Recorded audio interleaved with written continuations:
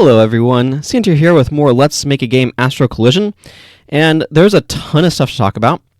First, however, while it's on my mind, I want to actually show you the journal, since I feel like I mentioned that last time and then completely blanked on it by the time we were done. There's a bajillion other things to talk about, and it's probably going to be easy to do it through the context of the game as well. But for now, let's just journal. So the mystical journal looks like this. There are a bunch of categories up here. There's a close option. And so we have things like basic info, and you can read about stats here. Strength is one of the two physical stats, the other being dexterity. Many physical stats are boosted by strength. Many physical attacks, are boosted by strength. Additionally, strength increases the power of physical attacks all on its own. It also improves effectiveness of guarding. And it relies on those things for whatever. So this is, you can see that it is not, whatever I'd written here is not at all complete. I should probably, as I'm looking at this, see if I can darken up the background, because it is a little bit hard to read in spots like right here, for example. So I'll have to see how feasible that is. But this is basically what the journal looks like. There can be things for stuff like this. This line here is something that is inbuilt into the interface. It's the default value. And it is the specific width that these things can be in.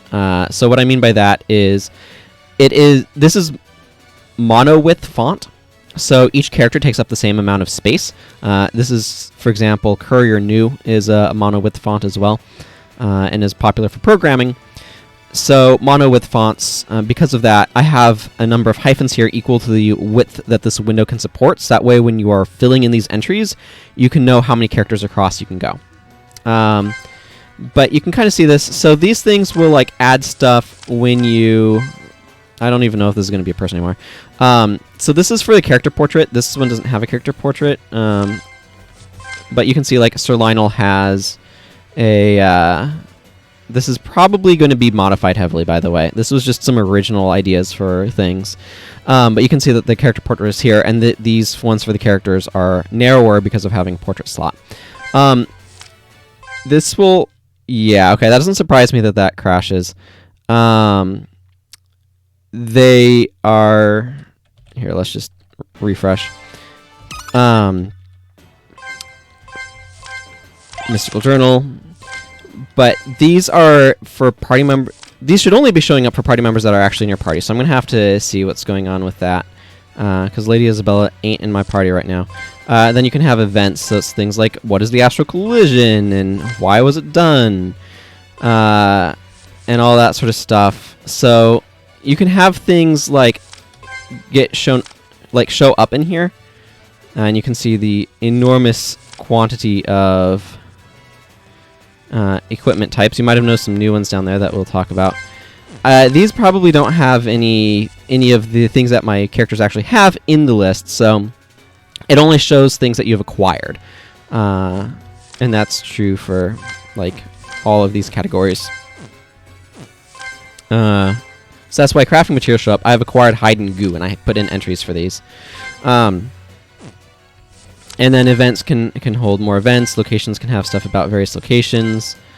Again, a lot of the lore on that probably out of date, so I wouldn't bother paying close attention to it. But that's the journal. And that's something that I realized I wanted to be talking about. I'm going to go and close this for the moment. So I've done a number of locational ads that we will explore soon enough. But before we talk about any of that, last time I was discussing an idea I think it was towards the end of the episode, my memory could be faulty on that, where I was talking about feeling like there was a need to approach how I was handling skills. And specifically as just feeling like the way that I was doing things wasn't quite working the way I wanted it to. And I discussed this idea of skill sets, which would be these things that would basically an equipable item that would provide you with some skills. And then you'd have to like pick, okay, which one do I specifically want to have and all that sort of stuff. And so I've done that now. I have set up skill sets. Pardon the extremely bright colors. I just wanted a quick and easy way to very quickly differentiate them. So we have 4 magical and 4 physical. We have Spell Sword, which are basically, they're attacks that benefit from your magical affinities, I guess is what I've been calling them, and things along those lines. Destruction magic, which are damaging spells, but not necessarily like conditioning spells.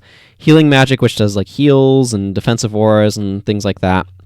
It doesn't do anything to enchantments in terms of removing them. And I'm noting here that resurrects are reserved for class skills. Again, narratively, resurrection isn't a thing. The only characters who can resurrect are the player characters, because that's specifically a power that they've been given to facilitate their goals here. So anything that's not a specific level up skill, which is still going to be all the unique skills, right? I'm still going to keep all that, and we'll look at the level up skill distribution shortly. But resurrects are something, because like thematically, these skill sets represent skills that things in the game have, and we'll talk about that more again shortly. But anyway, resurrection skills are not a thing in the world, right? That's why the res sig is such a special thing that you get like right at the beginning, the resurrection signet. Yes, that's a blatant reference to Guild Wars 1. So that item is given right at the beginning because that's how you get it, because resurrects are not an in-universe thing. I can't just hand you a resurrection item. There's no Phoenix Down in the game, because the world does not have Phoenix Downs, right? So this is a very like narratively important thing to me. You can't just resurrect anybody. It's only the player characters that can be resurrected because of sort of that background lore stuff, but it also means that resurrection skills have to be class skills that you get on level up, rather than something that you can find attached to skill sets, just because it wouldn't make sense to have them attached to skill sets, because nobody knows how to resurrect anybody. That's just not a thing. So, and then we have Enchanter. This is that's more like buffs, sort of angle buffs, debuffs, auras, enchantments, stuff like that. They're going to be the ones that can kind of manipulate enchantments, like removing them, for example, that sort of thing. But it's not really a direct damage set of skills. So this is kind of fitting a little bit more into a mesmery role for anyone who's familiar with Guild Wars professions, kind of mesmer necromancery area. This is more like elementalist. I tend to think in those sorts of terms. And then we have physical. Physical is broken up into weapon arts, martial arts, tools, and guardian. So weapon arts is very similar to spell sword, except it uses strength and dex rather than your elemental affinities. Martial attacks, or martial arts, excuse me. So these are things that don't use calc weapon, but benefit from strength or dex, and they can include like more general stuff and whatever. Tools are utility skills that are flavored as tool usage. They can scale with strength or dexterity, but should probably mostly scale with level. And then Guardian is utility skills for aiding allies that can scale with strength or dex. So we'll talk about what some of these actually mean in a bit. Over here I have the distribution for how I've allocated them. The Sage can use all of them. Now, something I should touch on with the Sage is originally the Sage did not have any level up abilities. As you may recall, the Sage's gimmick was that she got all generic spells as she leveled up, but did not get any specific ones. This has been modified a bit to where she can give temporary skill sets to people. This is going to need a lot of testing to figure out where it kind of sits, but right now I've just implemented the first one that gives some of the basic spells that were around to whoever for a period of time, and then you can only have one of those skill set effects on you at a time. We'll talk about that in Engine more. But the Knight is Weapon Arts, Martial Arts, and Guardian. The Whammo is Guardian, Spell, Sword, and Healing Magic. The Telenergist is Enchanter, Destruction Magic, and Tools. Prismage, Destruction Magic, Healing Magic, and Enchanter. Like, I had to go through and figure out how I was going to distribute these. One of the things that you'll notice is that, for example, the Telenergist gets Tools. The Sorcerer is getting Weapon Arts. Some of these things are just a very practical consideration. I only have so many combinations that I can make with just the magical attributes, and I want to make sure each of these are distinct. So there's a bajillion combinations I can make. I forget the exact thing. It's 8, choose 3. I don't know if this has choose. No, I don't think this does.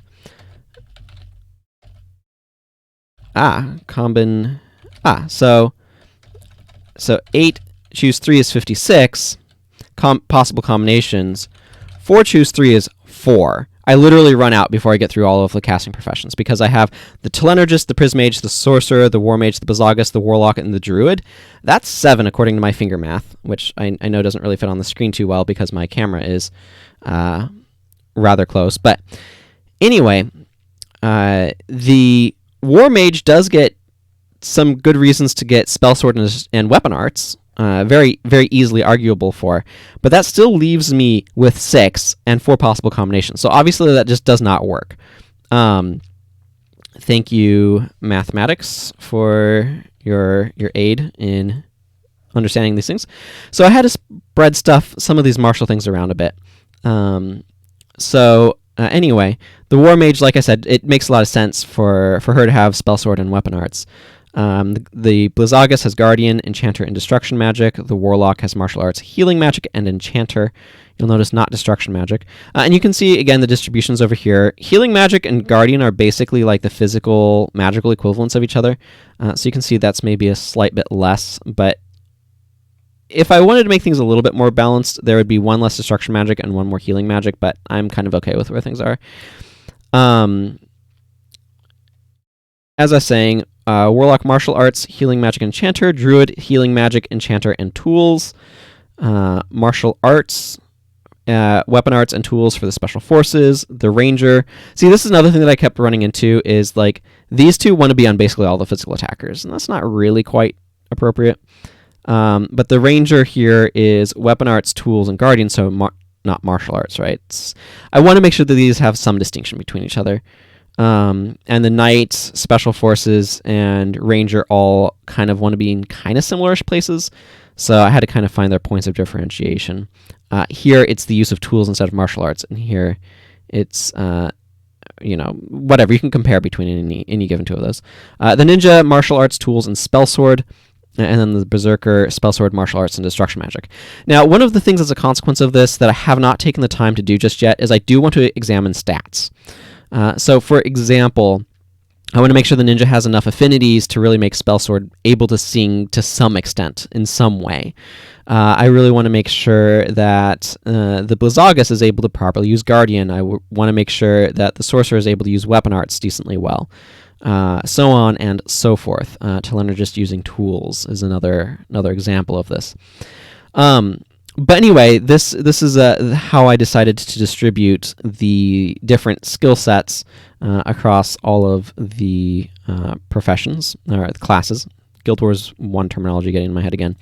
So you can see that if I go over here, that I have added the skill set and the types down here. I am, for the icon, for those who are curious, so I made a few initial preliminary skill sets, one of each type, to add to the starting dungeon area. So if we actually go to the Forgotten... Okay, yes. Okay. One thing at a time. Forgotten Tomb does not have it because I need to open it up to get to the Ancient Catacombs. But if we go to the Ancient Catacombs, you'll see all of these steel chests. I've decided, actually, if we go to the dev room, more things in here. I'll get to things in time. This is going to be a little bit scatterbrained, but I have decided that these steel chests can hold key items and skill sets, because skill sets, I've decided you cannot sell them, and you get one of each type. That's how I'm going to set it up. You might be able to get them through quests and things like that, or you can get them from steel chests, or safes, whichever. But that's how you get skill sets, and you get one of each. You can't sell them. They'll just clutter up your inventory for the ones you don't like, and deal with it. I stowed some fires in here, and then these are various random money chests. So, for example, this will give you a random amount between 51 and 100 gold. I just wanted to have some randomized chests because I think that's a little bit more interesting. It gives you more interesting values, a little bit of unpredictability. I don't think it'll have a huge impact on things, but you'll definitely have some rolls and runs that are luckier than others. But anyway, getting back to the ancient catacombs, there is one inside of the Forgotten Temple. This is where I put the healer's basic one, and then there's another basic one here. And then if you explore the entire thing, actually, if I zoom out, you should be able to see them adequately. Never mind, it gets too small for it to render, but I can at least go a little bit closer. So you can see that I have replaced a few things that were originally in here, some weapons and armor that were worthless anyway, or mostly anyway, and put some of these steel chests around. You can see I put one in there. There's one over there. There's one down here. So I've done a little bit of rearranging of stuff just to make things a little bit more interesting in terms of where I've positioned some stuff. But there will be continued tweaks to the starting area, and I know it. But anyway, so I put this initial batch of what I called training for all of these in that area. So there's Squire's training, which gives you blitz and power attack and his weapon arts. There's mages, which gives you fireball, gust, and stone volley. Healers, which gives you healing spring and cleanse. Cleanse, I believe, is a new skill. It's pretty straightforward. I've added a bunch of new skills too, and I'll need to change somewhere in here is a resurrect. Yeah, I'll need to change this because this is not really a thing. I might give it to a character. But anyway, cleanse is just heals cures an ally of a condition, and if one is removed, then they get healed for some amount. So this is a very useful skill. You'll notice actually I have it kind of slow. This is that way it usually goes after things. So if a condition would be reapplied, for example, if a harrower would use sickening soil on you, it will cleanse that poison after it's done that, hopefully, is sort of the idea. I don't know if the speeds line up properly that way, but that's the general gist of how this works. Going back to my equipment, you'll notice, by the way, that these all use, and all skill sets use, this tome in a green tome. It's very similar to the backdrop used for all equipment, so might as well, right? It works really well for this purpose, and I'm quite glad it works out that way. So yeah, mages training, healers training. We have bards training, which has a couple of new skills. I'll go over those now, I guess. So blood is power and power is blood are effectively the same skill. Blood is power enchants an ally with blood is power, which grants plus 10% MP regeneration, but minus 10% HP degeneration.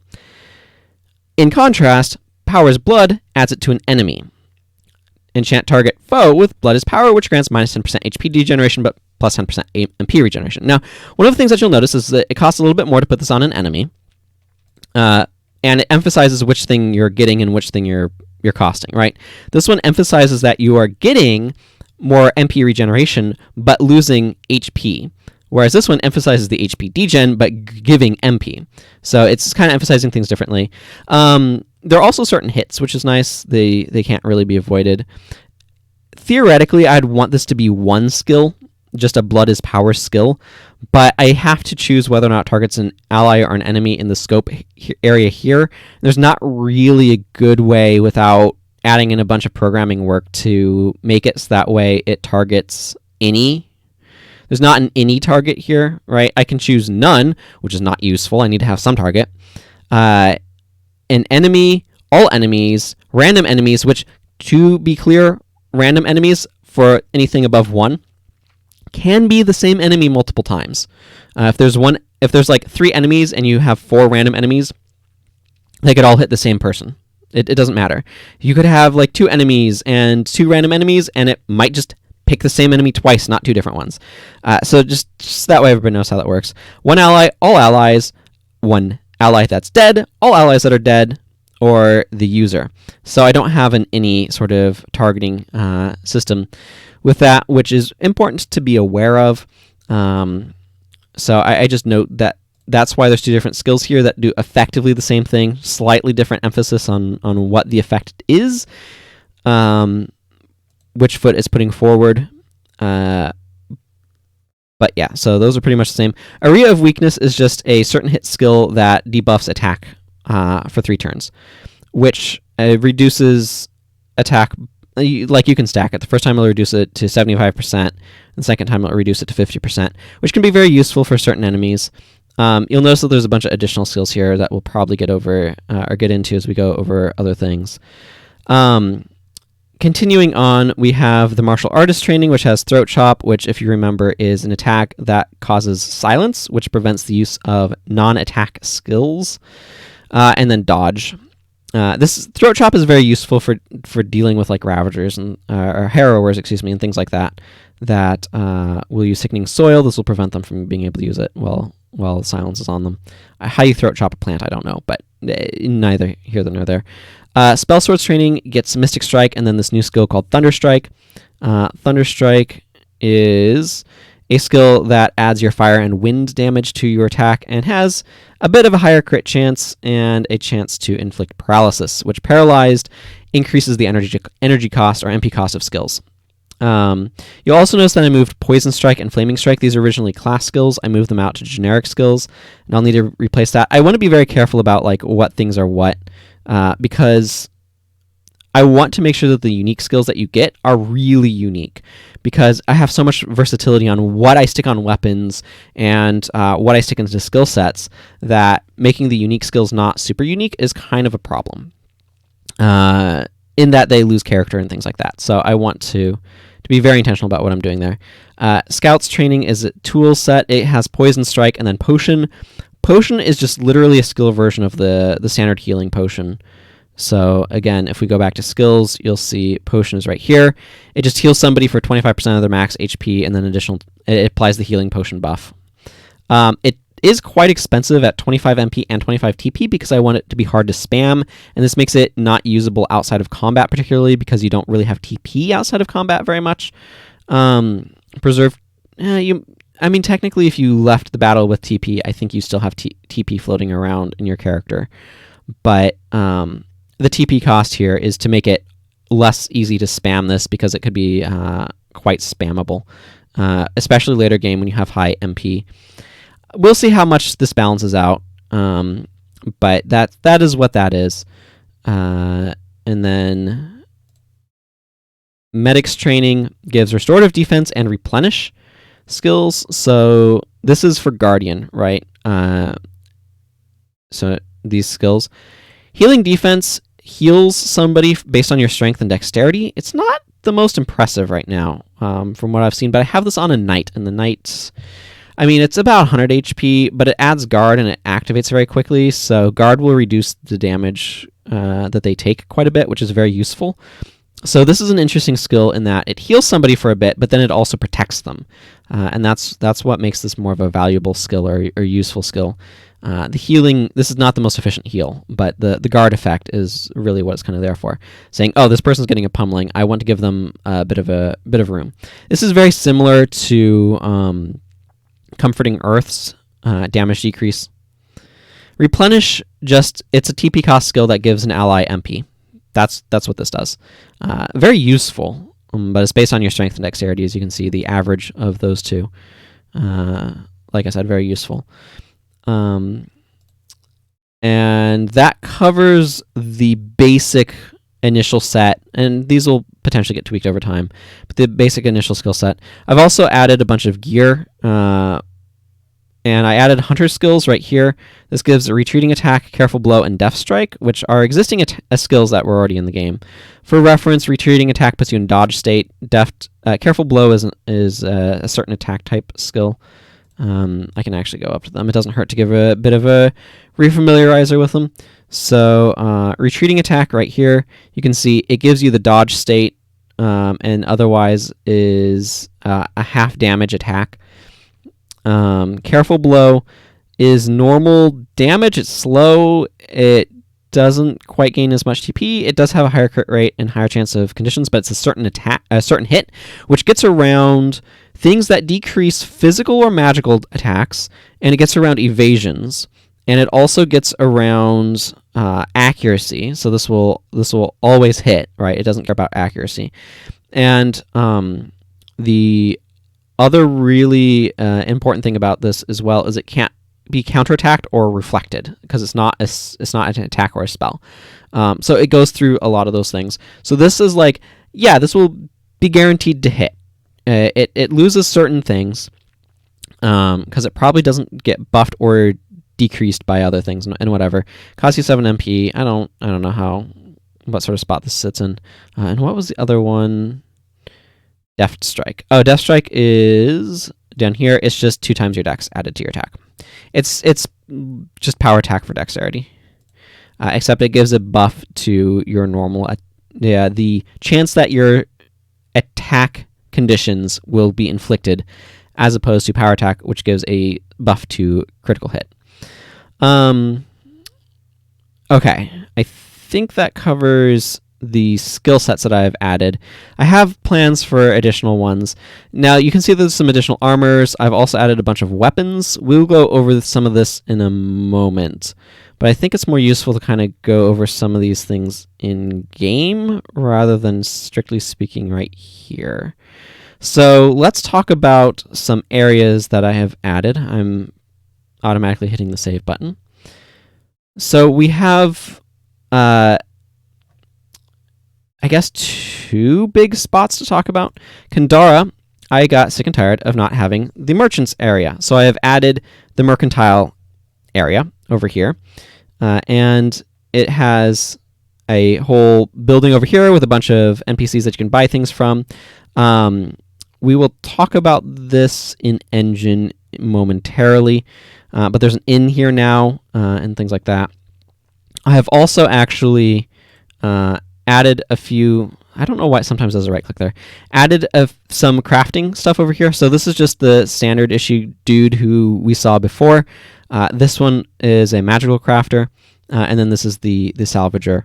The magical crafter has some staves that they make in the crafting dialogue. Again, that'll be easier to see actually in engine. But the other thing that I've done is I have added a new town area. So if we close Kandara because it's massive and go back to the world, over here. I've added this town over here, and I've added a spot behind it. Basically, I wanted more dungeon areas, and I didn't feel like I had enough kind of dungeony areas, and I wanted, where's a place that I can add more of a dungeony area? Here's a space. And so I've added Iron Hill because it's a mining town. It is still in the progress of being constructed, but I've begun to add some of the mine area. It needs a few more buildings. This is going to be a warehouse for like ores and stuff that they have mined out of the mine. This obviously is a bunch of soil that they've displaced, rock and other rubble from inside the mine.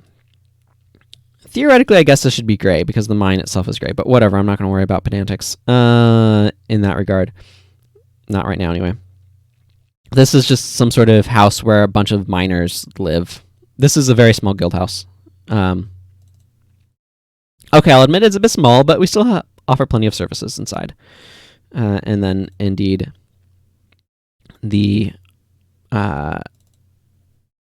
Omnicure and Pot of Healing sort of person, the Salvager, and the Martial Weapons Crafter.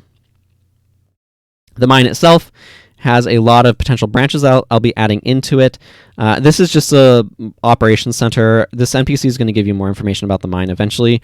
Right now, they just say, what brings you here today? I eventually want to add a bunch of questions that you can ask. And then there is these stairs here. This guy is here to warn you not to go down that path because you'll get your butt truly handed to you. And then this is the West Branch. It is still a massive work in progress. The way that I constructed this actually is if you look right... Okay, that doesn't help. If you look right here, there's a generate dungeon thing. This will take the current map and apply some sort of just random area creation stuff to it. So I'm not going to show you those options at the moment. Maybe I should. So if I go, let's just add East Branch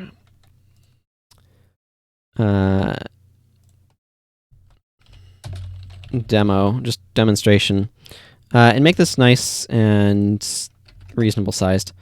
So if I go here and I go generate dungeon, it will do it to this map. You can pick which tile set it's working with. and it has rooms or maze. So if you do rooms, it will do something where it like puts a bunch of rooms together inside of the area. So you can see this is just some sort of random generation algorithm that they use to generate some rooms and connect them together.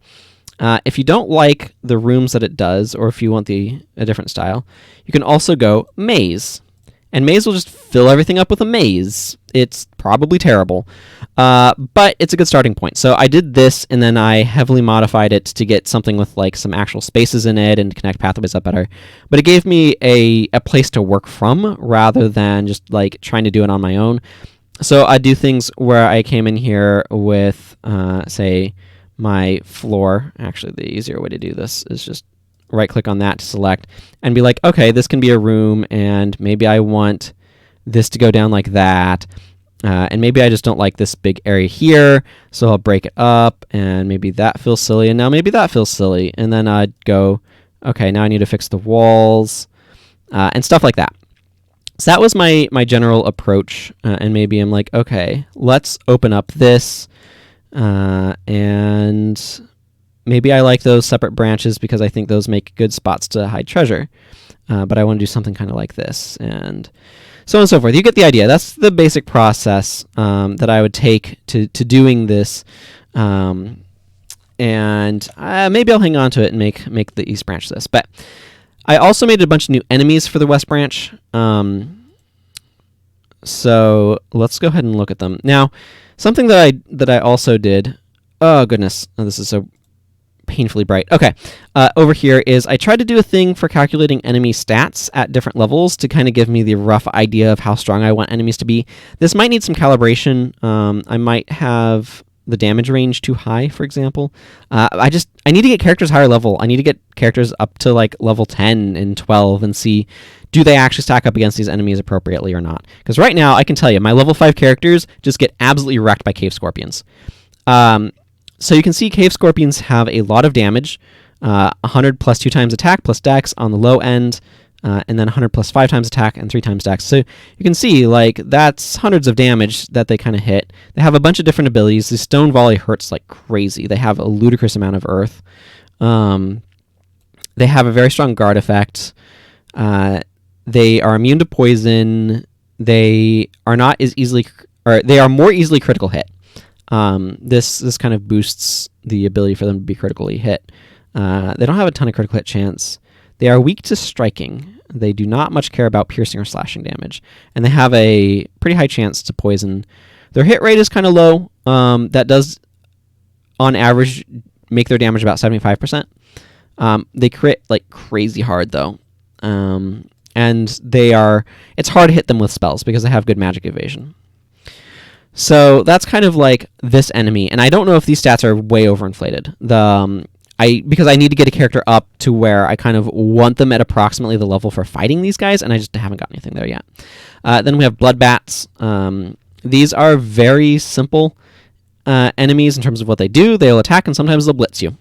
That's what they do. But they have pretty solid stats, and they also have vampiric, where they will gain HP equal to the dexterity, which is 97, every time they hit you with an attack, which I have not encountered these guys much because I haven't done a lot in that area, but they hurt.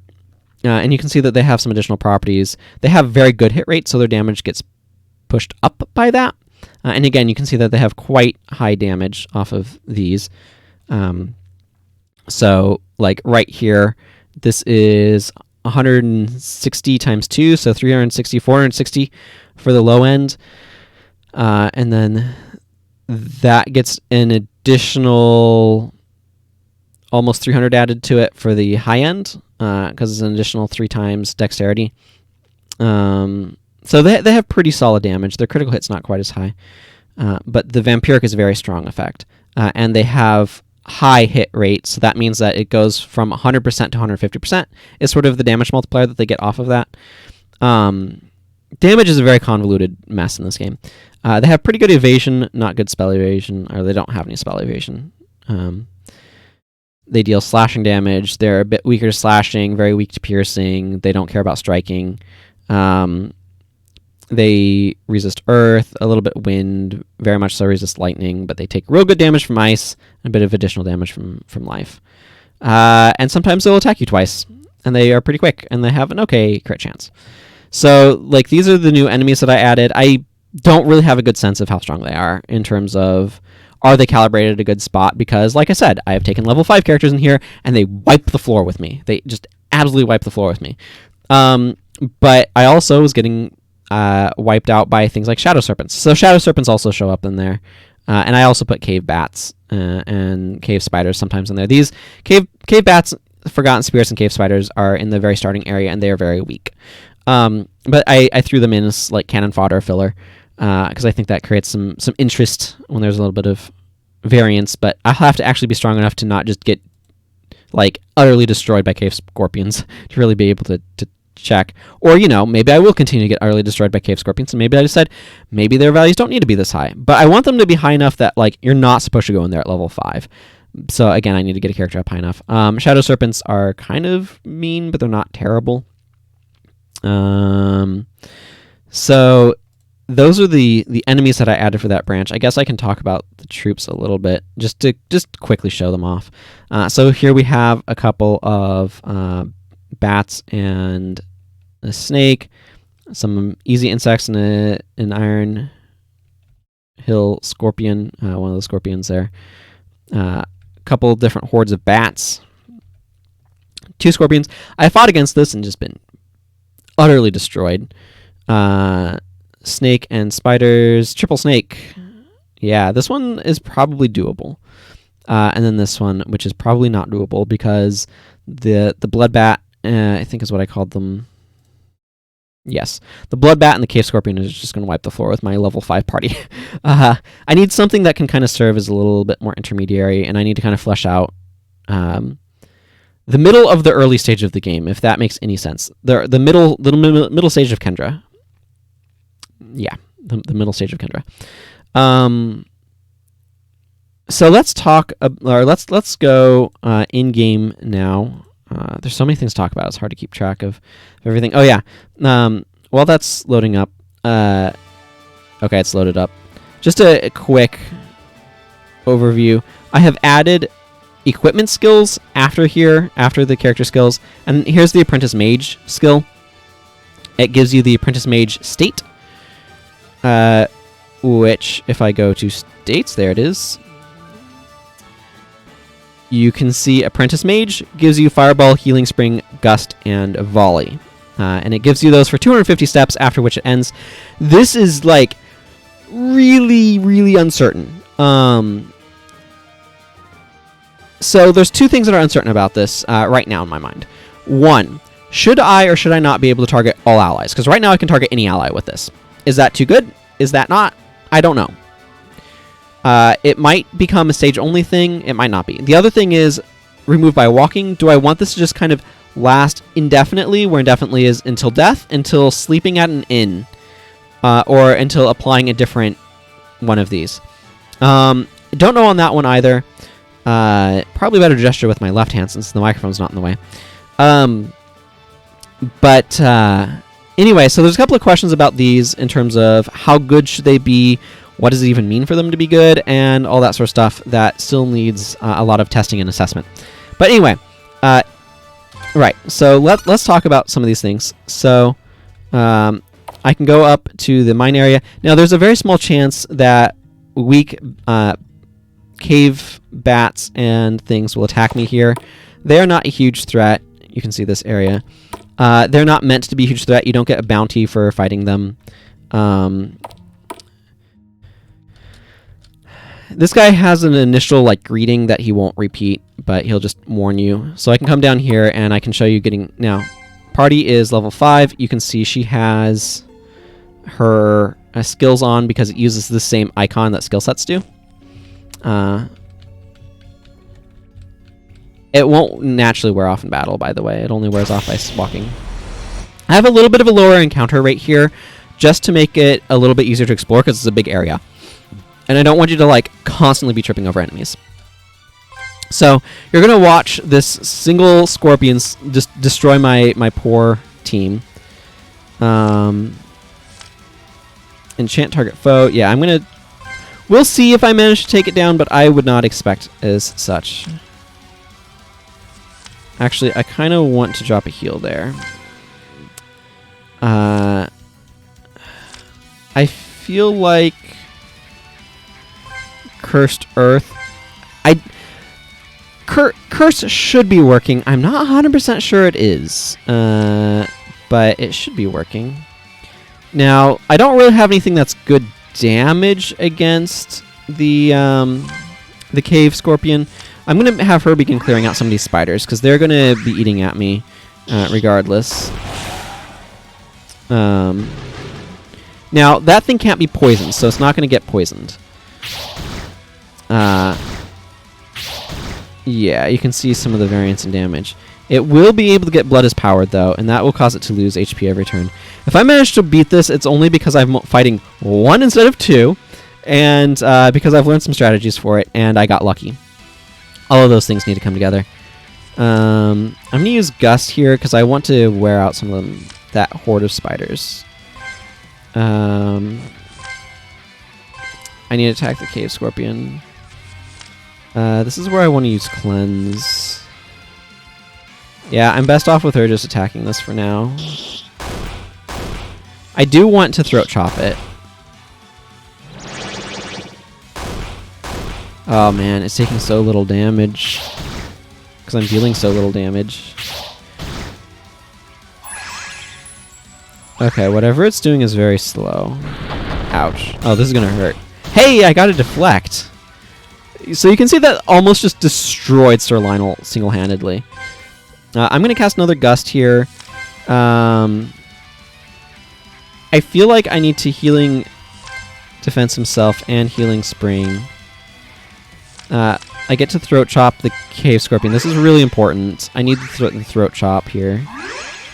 A lot of these healing skills have very fast activation times in order to allow you to be able to defend yourself. You can see that just got a critical hit and just one-shot her. This should finish off the spiders for the most part. Okay, they've got very low. Well, that's just great. And she's out of everything but giving herself degen, which I don't want to do. Let's just have her res sig here. Oh my goodness, that's now 30. That's so painful. Replenish there. Yeah, those cave spiders are really weak, but the scorpion's what's going to kill me if I don't take it down. It doesn't help that it takes a lot less damage from those types of damage that I deal. Okay, we survived. That's good. Gust will finish off the remaining dudes there. I don't have a good... I kind of want to just do that. I need to use the Healing Spring here. Again, none of those really matter, so let's just go after the Cave Scorpion. You can see how terrifying a Cave Scorpion is, right? Yeah, just 2,000 damage, critical hit. Just like, I can't do anything about that. And I don't know if that's too strong or not, is the other thing. Are you the best person to res-sig here?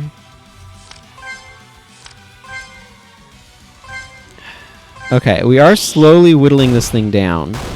And the huge amount, or the additional health degen from Blood is Power on it is really helping. As well as the fact that it's silenced. Crap. Okay. Okay, we will survive because I knew that I needed to Blood is Power that sucker right away. Okay. Oh. Of course, she died, so she doesn't have her spells on her anymore. So I need to get those back. I'm going to antidote on him. And let's kill one of these cave spiders. I'm not too worried about the cave spiders being able to beat my party at this point. Yeah, and the paralysis will wear off when the battle ends. Okay, at this point, everybody just attack this thing. That was one cave scorpion. Like, the other enemies were not a huge problem there. It was the cave scorpion. Oh, everybody's level 6 now. Isn't that great? So let's talk about actually Resig, Charge Jennifer, and then Pot of Healing. These, by the way, are good luck clovers. They give you plus 50% to your accuracy, so just adds a raw value, not multiplied by or not increased by 1.5, but just plus 0.5. That's always helpful. You've gotten an idea for what those enemies are like a little bit.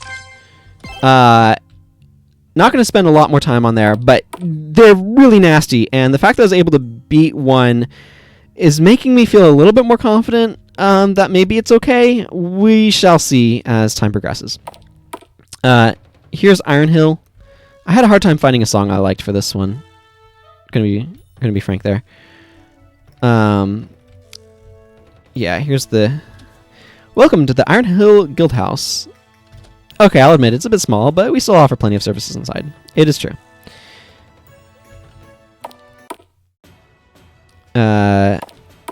We can go up here. Now, there is something that I really want to talk about. Well, really, that I want to talk about. That I think is important to address.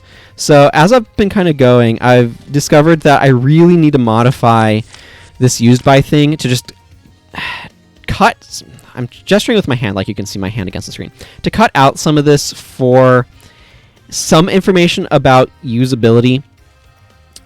Because just because it tells me that it is used by a character does not tell me which character, and that becomes really important if I'm trying to make stuff for multiple characters. For example, the one character that can use these is my Sage. And I actually made a water staff for my Sage with the thought that I could use it on my Warlock, but I can't. Because the Warlock does not wield staves. So I need to... Actually, I kind of want to get a fire staff at some point. I could actually probably get one now if I wanted to and get some mystical dust. But, like, right here. Which characters are able to use the Adventurer's Breastplate? I know 3 of my characters can. That means one of them can't. I think the one who can't is Sir Lionel. But what are the other ones using? Do I want to replace what they're using? Like, there's just not enough information here to be able to make decisions about what I want to actually craft. So I kind of want to figure out how I want to add information back in. It's very possible that what I can do actually is shrink this window down here as well, because this is extremely wide and it doesn't need to be this wide. So maybe I can adjust the screen some to add back in status information, because I'm finding that I really, really want it. This used by was a nice band-aid, but that's unfortunately all it is a band-aid. And it doesn't actually address an underlying issue, which is I need to be able to know... yeah, the skills were off there.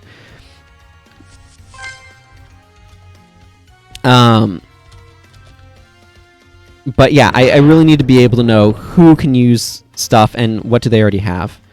So that way I can actually make informed decisions there. Now if we go into the inn here, this person right here sells rings. These rings can increase one of your stats, your magical stats, you can see, by 20%. This is good for boosting a stat you're already good at. Not so great for compensating where you're bad at something. This guy, his purpose here is to be somebody that you can sell junk to. He also sells lucky clovers. If you want to buy lucky clovers, or good luck clovers, she tells you about what's going on here. So we have this restaurant. Eventually this person's going to sell food. Right now they don't have any food to sell because I haven't made any food. Question marks. I've made ingredients. I haven't made any meals. There's a distinct difference there. Actually, I can go down here. So these guys sell some ingredients. Like this guy will sell a carrot. If you eat a carrot, you get 10% accuracy for a little while. Plus 10% accuracy. Not all of these have things attached to them yet. I still need to figure out stuff. But there's a bunch of ingredients that you can see if I scroll down to them. We also have these scrolls for applying auras to your team.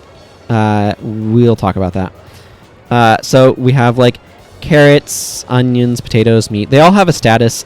Meat and fish, if you eat them raw, and egg, all have a chance to poison you. And these all apply their effect to the user. Meals will do 2 things differently. One, they will apply their effect to the state associated with them to your entire team. not just the person who eats them, but your entire team will eat them. The other thing is that they will last longer. So ingredients, if I go down to like states here, you'll see there's the carrot state. It lasts for 100 steps. Full food meals are probably going to last for 1,000 steps is kind of my plan. And they will have more effects and things like that. Obviously, these wear off if you die or if you sleep. But otherwise, they kind of stick around. They don't naturally wear off in battle otherwise and stuff like that. And so, yeah, like most of these just don't have anything associated with them yet. Carrot gives you a little bit more accuracy. Meat and fish give you a little bit more attack and a little bit more dexterity. Obviously, these are not the exact same value because they don't cost the same thing. So if we go to, actually, if we stop talking to this person and talk to this person, see, most of these NPCs you can't sell to. This person sells. Oh, they don't sell meat. Okay, whatever. If we go ahead and go to meat is 5 and fish is 3, so that's why the effect is a bit less. Yeah. Nuts will preserve your TP between battles, because that's what I felt like made sense. And herbs give you a little bit of HP regen. That's just basically what food's going to do, is it's just going to give you a little bit of minor buffs and stuff to things. So eating a meal can help prepare your team and give you some more usefulness. I eventually want to add a cooking station to the Adventurer's Kit, which is not under states because it's an item. See in here. Over here, common event use Adventurer's Kit. This isn't in the game yet as an actual thing. I don't think I give it to you or any of that. But eventually you'll get the Adventurer's Kit and you'll be able to do cooking with it. Or you'll be able to just straight up buy meals from places like this restaurant over here, where you'll be able to buy meals eventually when I add them. So yeah, like I said, just to run that by again, ingredients you can eat raw. You will only get the effect on one character for a shorter duration of time. If you actually prepare a meal, the meal's effect will last longer and be applied to your entire party. So that's kind of the idea there. And these guys just sell slightly different lists of ingredients, so you can buy some ingredients here if you want to. Eggs, cheese, sausage, and bread from this person. This guy I will talk about in a moment because there's more to talk about. You can see the inn up there. It's just an inn. You can buy yarn and cloth from this person. And this person will sell a bunch of magical items. So we have wands and tomes. So right now, this would be better attack on her. Because she has some earth stat, and this is using fire and earth, and this is using wind and earth. Yeah, I'm seeing over there on Jennifer what her stats are. I guess she has better wind than fire. That makes sense. Her TP is also hilariously low. But the empowered weapon skill just seems more useful. This applies honed weapon. So all of these have skills associated with them. Wand strike. It's easier if I just go over here. I don't know why I didn't stick wand strike up there. It probably should be, but whatever. I didn't. I don't feel like moving it now. It's not that important. Wand strike is just an attack. A TP attack for use on scepters that deals a bit more damage. It deals 1.25 times damage and has a way higher crit chance because it has plus 50% chance to crit, and also gains you a 10th of your TP back, or a 10th of your MP back, excuse me, when it hits. Empowered Weapons is a spell that gives all party members 25 TP and the honed weapon aura, which boosts weapon damage by 50%, as this says. That is what that does. Very useful. Breath of Life is a healing spell that has a chance to add rejuvenation to an ally and also just heals by a bit based on earth and wind. I don't know how good this one is. None of my characters are particularly good at that stat. So, yeah. And then we have these scrolls that apply the various auras to your entire party. So, for example, Scroll of Valor gives your entire party Valor. Scroll of Refractive Mist gives your entire party Refractive Mists, so on and so forth. I don't know how good these are. My impression is that they're probably pretty reasonable, and my guess is it's not a bad idea to stock up on Scrolls of Windborne Speed for boss fights, on the basis that everybody being able to get an additional move is really strong. I have tested Vampiric Aura, and it is also a really nice. Highly recommend Vampiric Aura. And then this person also sells Mystical Dust. So a few different caster weapons, these scrolls, and Mystical Dust. I want 20 dust. Mystical Dust is super cheap. That'll allow me to be able to craft the staff that I want to make. This person is just a general store, so sells healing potions and antidotes right now. And you can also sell stuff to this person as well, if you want. This guy sells a bunch of weapons and equipment, so you can see them on display here and read about them. It's all marketing mumbo-jumbo, and it kind of is redundant with the actual descriptions here. So Healer's Robe also grants the Breath of Life skill. So if I were to get this and put this on Sophia, she would lose the benefits of the Royal Kendron Plate. I don't remember what those are offhand, but I can always check over here because I have the thing up. Royal Kendron Plate. Royal Kendron Plate reduces damage from a bunch of different sources and gives a bunch of HP. So she would get less HP, but she would get, and you can see that it's over here. So Healer's Robe right here would give her more MP, reduce magical damage that she takes, and give her the Breath of Life spell.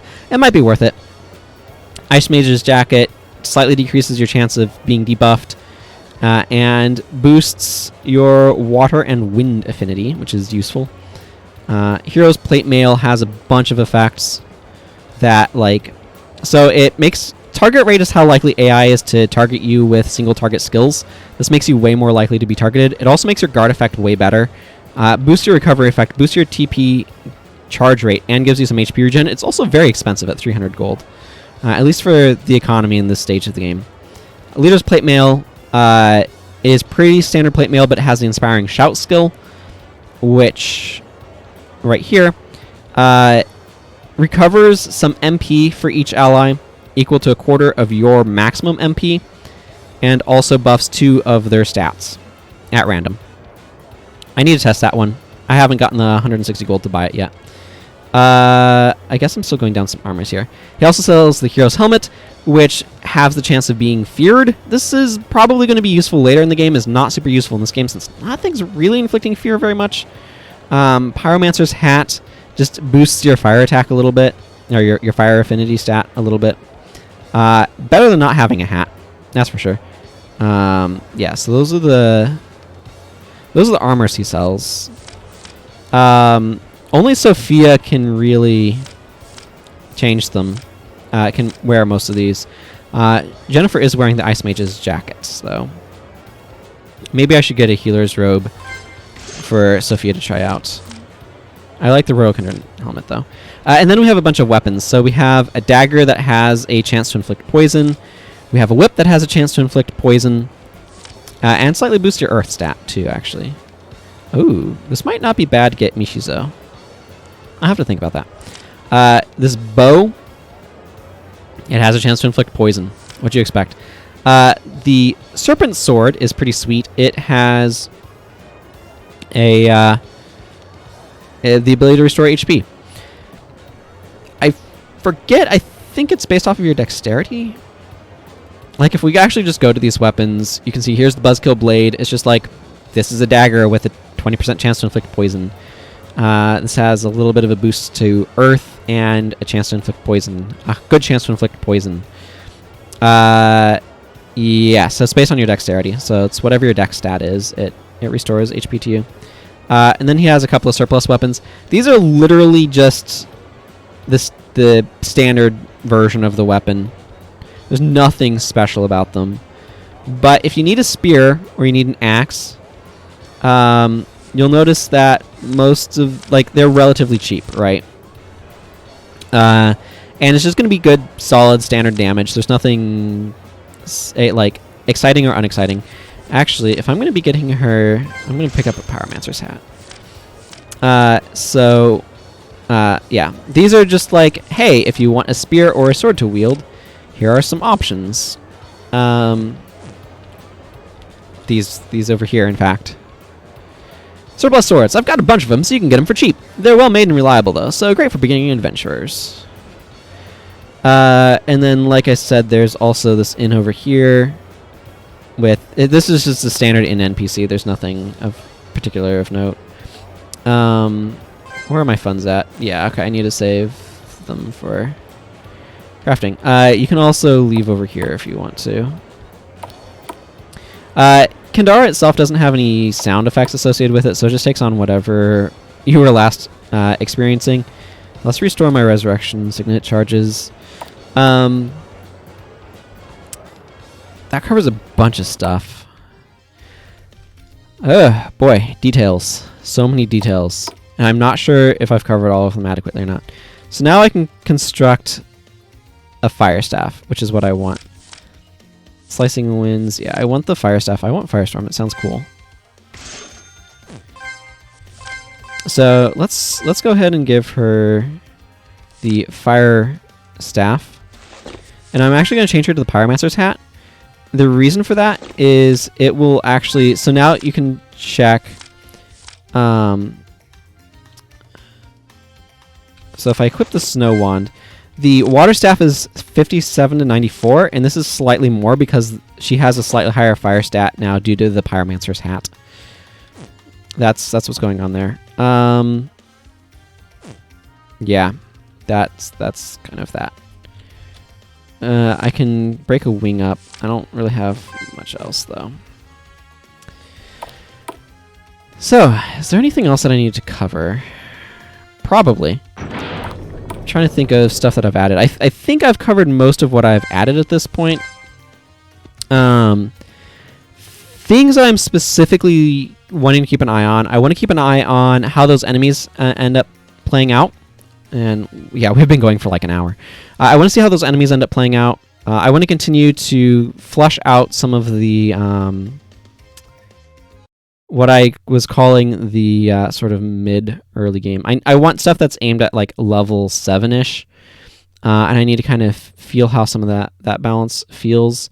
I want to continue fleshing out some towns, adding more enemy variety to some of these lower areas, fleshing out lots more towns, making more dungeon areas, and I kind of want to populate Kendra.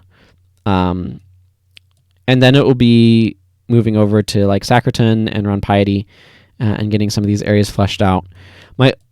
The other thing that I'm going to want to do is like start getting some NPCs. It's just a process of adding layers of content and adding layers of content. I'll need to add more skills to characters. I'll need to see how those skills play. Oh, that reminds me. The other thing to talk about is the level up skill distribution. So I want, for leveling up characters, they're still getting their 12 unique skills. Like, I still want that. It's important to me that they have those.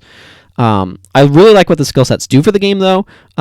One quick thing on that is it makes it a lot easier to be like, you have access to cleanse if you have somebody that can use it. You have access to this. So now you can actually like heal poison reliably early on, and it's in conditions and stuff because of the healer and stuff like that. It's great. I really like having that. Now, granted, you're more likely to not have a healer than you are to have a healer, as it were, just because 5 characters can use the healer skill set. But still, it's the sort of thing of where, like, this allows me to give you access to generally useful skills, but it means I'm not swamping you with a ton of different options that maybe, like, overshadow each other and things like that. So I really like what the skill set thing does for the game in terms of like giving me options for how I'm setting stuff up, and it feels like, because to me the most interesting progression is what skills do I have access to, how am I setting up my characters to deal with the situation that I'm currently in. And that to me is more interesting progression than just getting raw more powerful. It's opening up more synergies, and it's opening up more options and that sort of thing. And skill sets open up more options in a way that just doesn't add to my choices. Or add to the options of things I have available to do. It, in fact, makes me make choices about what I want. So it's kind of like in Magic the Gathering, every card having cycling would make every card better, but it also is not better for the game if that were the case, if that makes sense, because there's no reason not to include a card with cycling, right? Because if especially on narrow answers. If you don't want it, you could just chuck it, right? With cycling to get a fresh card. So things that force the player to have to make decisions about what skills and what options they want available to them, those are interesting and compelling to me, and the skill set opens up that space, and I really, really like that.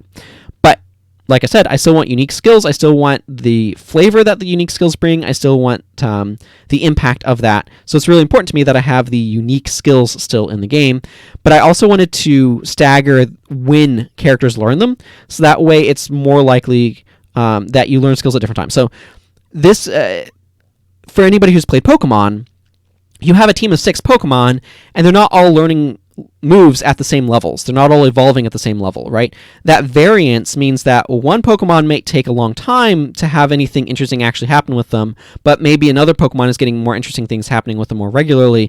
That still gives you sort of that input of, a thing happened, a thing happened, a thing happened.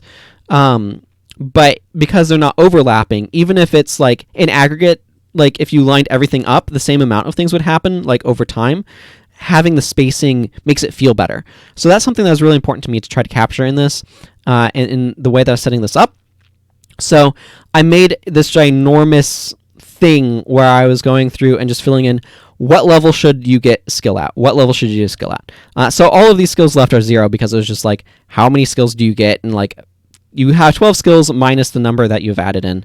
And then this is just counting up how many at each sort of level, because as it turns out, so the Sage gets one every 9, starting at level 1 and then level 9, and then every 9 levels after that. So 9, 18, 27, so on and so forth. And the other ones were filled in between that.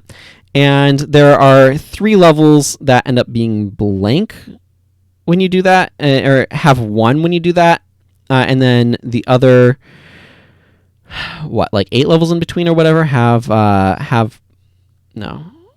Yeah, there's 8 levels in between, so 3 of those, so the other 5 have to be paired up with somebody. So there's just a whole process of filling this in. And like, where are the overlaps of, if you brought a Berserker and a Ninja with you at level 51, they will both get a skill at the same level. And just kind of making sure that gets spread out some, that the overlap gets spread out, so that way it's less likely that, like, if I got the Ninja and the Berserker, I mean, obviously all characters start with a skill, but they have maybe that one spot where they get a level simultaneously, right? And that helps make sure that that's not happening too much in terms of that overlap. So yeah, this is just an enormous spreadsheet. It just took a while to fill this out and kind of get a feel for how everything was going to be. And then this was just me distributing that and marking it off. So if we actually go into the classes, you'll see all of their skills are being distributed. They're just not necessarily getting them yet. And some of these skills need to be replaced. Like the Ranger now has Hunter's Strike, which is a new skill that does stuff based on the enemy having a condition on them, if I remember correctly. That was too far. Hunter's Strike. Deals dex damage for each condition on the target and is more likely to inflict the weapon's condition. You can see quite a bit. So stuff like that. I need to replace Flaming Strike with something because I made Flaming Strike a standard skill because it's just a spell sword skill. So all to say, it's a process of tweaking things and iteration and playtesting to see what is playing well, what isn't playing well, what things need to be modified, and figuring out how I can modify them to make a more interesting and engaging experience. So need to add a lot more loot, need to add a lot more equipment, need to add a lot more skills, need to add a lot more all sorts of things. But it's coming along, and I'm really happy with the progress that I have been making. So I think that's going to be where I wrap things up for today. So thank you very much for watching. I know it's been a long one, but lots of stuff happening, lots of stuff to talk about, lots of big changes, but I think those changes are for the better. So thank you all again for watching, and until next time, everyone, take care. Goodbye.